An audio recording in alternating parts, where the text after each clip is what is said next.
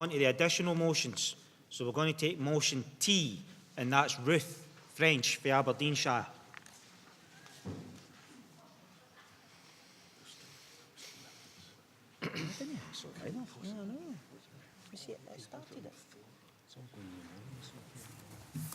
Okay, right. Ruth French, delegate number 67. Mr. President, delegates, visitors, there seems to be a continuing thread amongst many of the speeches that we've heard so far. We are all too aware of the lack of supply staff and the consequences for ourselves and our pupils as illness, etc., mean extra work for us all. But there are other consequences too. The lack of supply staff means there are times when all of our senior leaders are in classrooms taking classes, indeed sometimes taking multiple classes in the gym or some such. They are then not available to deal with those random incidents needing immediate attention, which can arise in school because they have a classroom full of pupils in front of them. The consequences of this for staff and pupils could be devastating. It can represent a real health and safety risk. We have all experienced situations in our classrooms where we needed the prompt support from a colleague. In these days where staff budgets are so tight, most staff are teaching, so we can be reliant on the availability of senior leaders. If they too are in classrooms, there is the potential for a small incident to escalate into a major one. None of us needs or wants that. With the inclusion principle, there are more and more children/young adults with behaviour problems in school.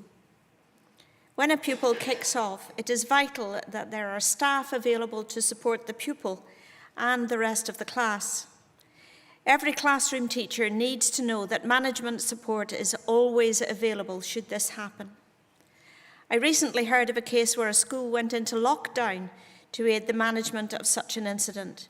We need leaders immediately available to us in school, able to make such decisions expeditely and with confidence to protect pupils and staff. Day-to-day behaviour management absorbs much of our senior leaders' time. Even when only one is available, there can be problems when there is more than one issue to be dealt with.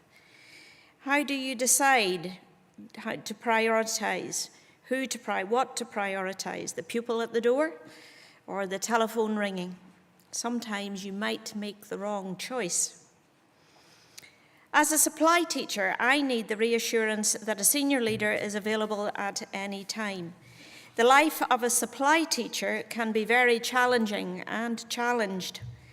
Going into a school without the reassurance that such support will be there is a good reason to go to another school. It's not as if we're not in demand. Government and local authorities need to acknowledge the reality of the challenges their changes in policy have created in schools today. Any secondary school that has no member of senior management in school available to deal with any emergency situation is not a safe working environment for either staff or pupils. Schools should not be allowed to open for all pupils if they find themselves so tight for staffing that they have to deploy every last member of senior management to teach classes.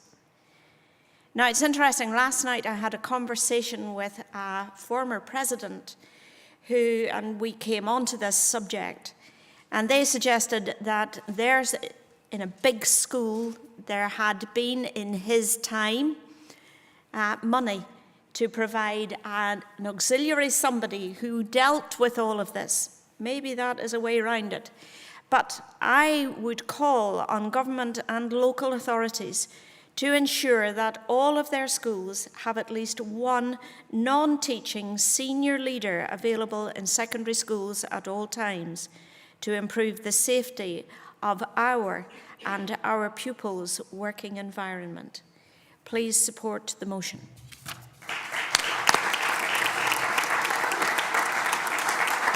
Do we have a seconder for that motion, Ruth? What was that? Do we have a seconder? I think I do, yes. Okay. Contributions? No paper again. How'd you do it, Gordon? Sorry, Gordon West, 14 Aberdeenshire. I feel I wish to speak to this motion as well, if you don't mind. Try and give a perspective on this. The part of the job as a depute I hate most, and I mean this absolutely seriously, this might surprise you, is dealing with cover. I'm the first reserve, there's a support services manager. The one I dread is if he tells me on a Thursday or Friday he's not going to be in, and it's down to me to do the cover. What I have to do is the day before, I have to look at what the availability looks like for the following day, what is in the system, which teachers are non-teaching and have available time, and try and make a plan if I can find anything, so that if people do phone in unavailable in the morning, at least I've done some of the work. Because the reality is, people maybe phone in 10 past 8, 5 past 8, you need to get the cover in place by 8:30. It's a nightmare at times. The real difficulty, however, comes because, as you can imagine, when you've got vacancies, you end up having to use available supply staff to fill posts that you can't fill from advertising. And then what happens, when people go off ill at the start of the week, available pool of non-contact cover is being used up Monday, Tuesday. By the time you get to Wednesday, Thursday, the pool has gone, and you're now into the last resort, which will be, I become a very expensive supply teacher, as do my colleagues. By the time you get to a Friday, literally the support services manager may come through to the deputes and say, I've got problems, I have 7 classes to cover, period 2, and there's no one available in the school. And we look at each other and we've got to make a plan how to cope with that situation. That's the reality. And if we all end up in classes, I do not believe the school is safe. And that is the issue we are facing. There are complications. If we know in advance a day was going to be really difficult, you could make provision a day ahead, doing something radical like not taking a year group, for example, or stop on a Friday lunchtime to free up extra staffing. But once the school day has started, the buses have left to come to school, the only thing you could realistically do, and we may have to, is tell higher classes, you're over 16, you will not have a teacher now, your teacher is needed for some other purpose. There's no easy solution here, but it's a problem that is being hidden just now because people are bending over backwards, doubling up classes, doing all sorts. Please support this motion. Thank you.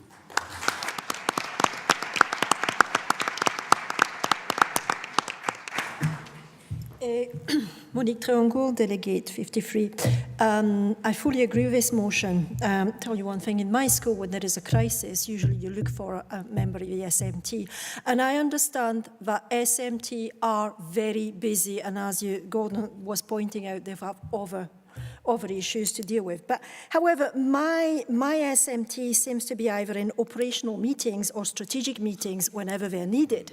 So you need to prioritize as well. You need to have someone, if the SMT is not there, someone needs to be on call when there is a serious incident in a classroom. Please support that motion.